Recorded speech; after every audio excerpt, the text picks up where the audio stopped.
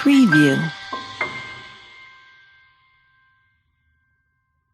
Welcome to learn with Afaf. अपने अगले programme में मैं आप सबको खुश आमदीद कहती हूँ। आज मैं एक सवाल का जवाब दूंगी। ये सवाल हमारे मुआशरे के तनाज़र में किया गया है कि हमारे यहाँ जो प्यार का इजहार है ये एक तरह से एक गैर इखलाकी एक अनएथिक जो है सिचुएशन उसके ज़ुमरे में आता है, या अगर इवन के वालिदैन जैसी जो रिलेशन है, नेचुरल जो एक फितरी रिश्ता है, उसमें भी प्यार के इजहार को वालिदैन ऐसे समझते हैं जैसे एक नाजायज़ चीज़ है और ये एक अंडरस्टूड जज्बा है, समझा जाना चाहिए। इजहार इसमें करना जो है ये एक नाजायज चीज है या एक एक्स्ट्रा एक अजाफी टॉपिंग है। तो इसके बारे में जो है क्या राय है? ये बात बिल्कुल दुरुस्त है कि हमारी पूरी जिंदगी हमें अपने माशरे के तनाज़र में जिस तरह प्यार को जिन्स के साथ रिलेट करके देखा जाता है, इसलिए हमने वो तमाम जो जज्बा है, जो चीज़ भी जो जिन्स के करीब करीब हमें महसूस हो जाती हुई, वो हम उसको पीछे हटाने के लिए उस हर चीज़ से नफ़ी कर देते हैं, उससे मुकम्मल तौर पे क्रश कर देते हैं या उसको मुकम्मल तौर पे मसख करने की कोशिश करते हैं, चाहे वो कितना ही फितरी क्यों ना हो। ये बड़ी बदकिस्मती है हमारी कि हम इन चीज़ों को इस सेंस में देखते हैं, क्योंकि हमने हर मुमकिन जिन्स को कुचलना है तो हमने उससे रिलेट करती हर चीज़ को, उस तरफ जाती हुई हर चीज़ को हमने वहीं पे मसख करना या तोड़ना है। तो ये क्योंकि प्यार का जज्बा जो है बुनियादी तौर पे एक उम्र का एक तकाजा बन जाता है, एक उम्र में आके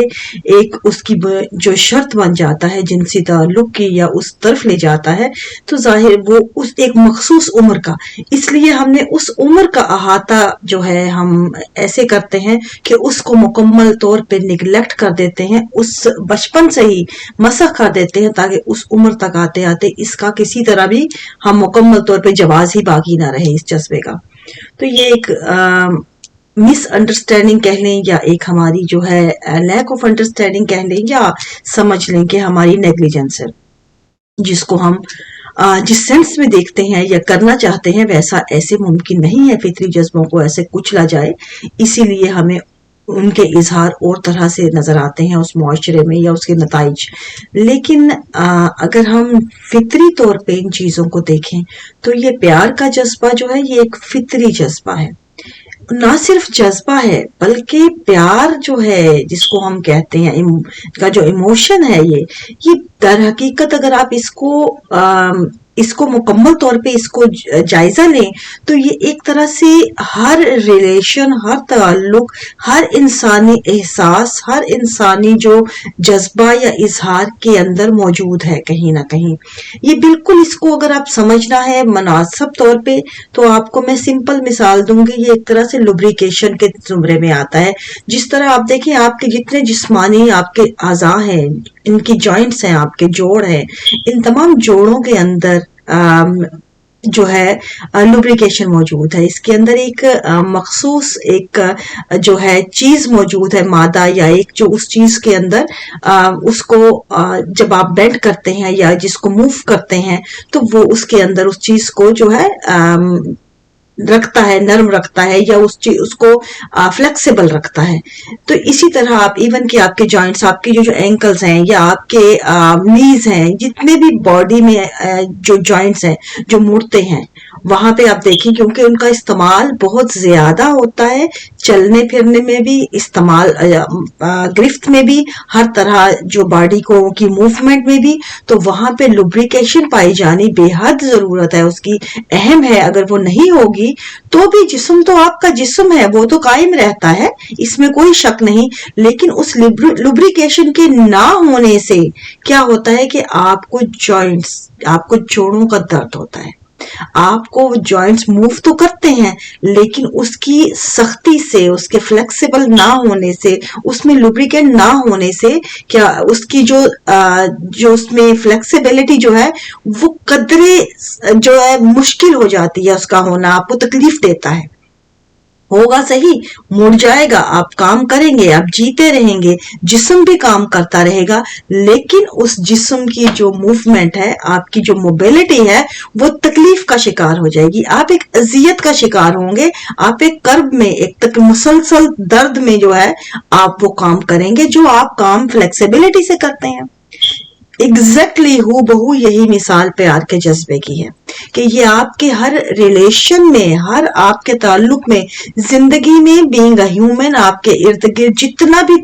جو آپ کے لنکس ہیں، ایون کہ انسان کا کسی جاندار کے ساتھ، دوسرے جانور کے ساتھ بھی جو تعلق ہے، اس میں بھی یہ لوبریکینٹ کی حیثیت رکھتا ہے، کیونکہ وہ بے زبان جانور جو ہیں وہ آپ کی لینگویج تو نہیں جو سمجھتے انڈرسٹینڈ کرتے، لیکن آپ کی جو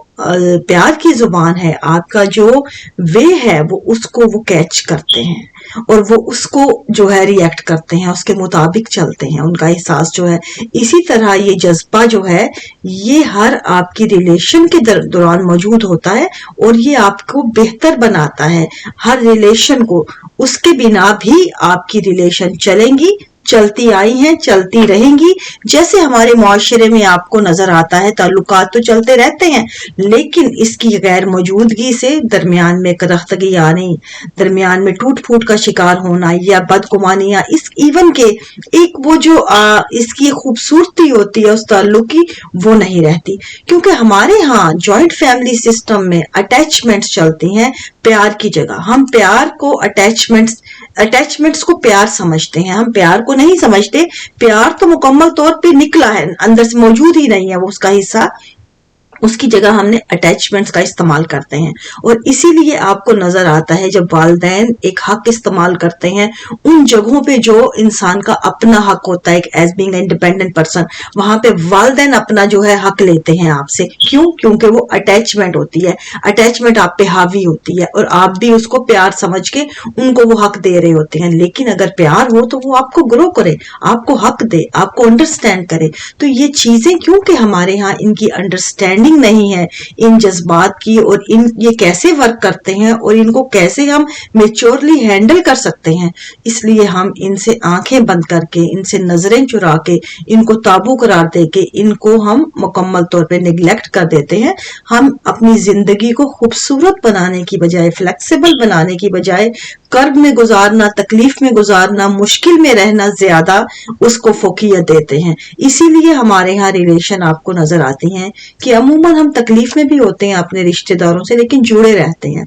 ہم کرب کا شکار ہوتے ہیں، بہت سی بدگمانیاں ہوتی ہیں، بہت سی کرختگیاں ہوتی ہیں، ہم ان کی احترام، عزت، ان تابع داری اور اس طرح کی اطاعت، ان ناموں سے اپنے آپ کو جو ہے کوشش کرتے ہیں کسی نہ کسی طرح بیلنس کرنے کی، لیکن دل اندر سے پھٹے ہوتے ہیں، اوپر سے ہم ان کو پیچ اپ کرتے ہیں۔ یہ تعلقات نہیں ہوتے، یہ زندگی کو خوشگوار بنانا نہیں اس کو کہتے۔ اگر ہم ان چیزوں کو ہٹا کے، یہ تمام جو ہم نے ٹاپنگز ہم نے اپنے اوپر سوار کیے ہوئے ہیں، بنڈلز، ان کو ہٹا کے دور کر کے ہم ایک فطری جذبے کے تحت ان چیزوں کو سمجھنے کی کوشش کریں، انسان کو اس کا حق دیں اور اس کا اپنا حق لینا جانیں، اور اس کے ساتھ ہم اس لوبریکیشن کو اپنے ہر جو تعلق کے اندر شامل کریں، ان کو گرو ہونے دیں، جیو اور جینے دو پہ آئیں اور اپنے تعلقات میں فلیکسیبلٹی لائیں،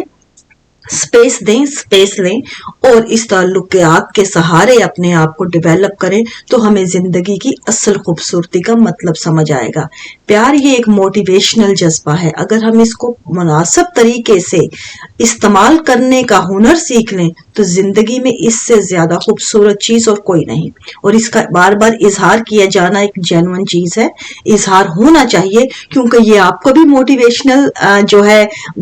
پیرائے پہ لے کے آتا ہے اور دوسرے کو بھی موٹیویشن دیتا ہے، دونوں طرف کے لیے یہ ایک موٹیویشنل تھیوری کے انڈر آتا ہے۔ یہ انسان کے اندر وہ احساس کریٹ کرتا ہے جو دوسرے کے لیے کچھ کر جائے، تو یہ ظاہر سی بات ہے، ایک موٹیویشنل جب ایک جذبہ ہے تو اس کو موٹیویشن کو یوز کرنا پراپر اینگل پہ یہ ایک ہنر مانگتا ہے، اس کی انڈرسٹینڈنگ مانگتا ہے، اور اس کا اظہار ہوگا تو ہی یہ موٹیویشن بنے گی۔ اگر نہیں ہوگا تو آپ اس موٹیویشن سے جو ہے وہ ہاتھ دھو بیٹھیں گے، زندگی میں کبھی اس کا آپ جو ہے اس موٹیویشن تک پہنچ ہی نہیں پائیں گے، اس کی طاقت کو سمجھ نہیں پائیں گے۔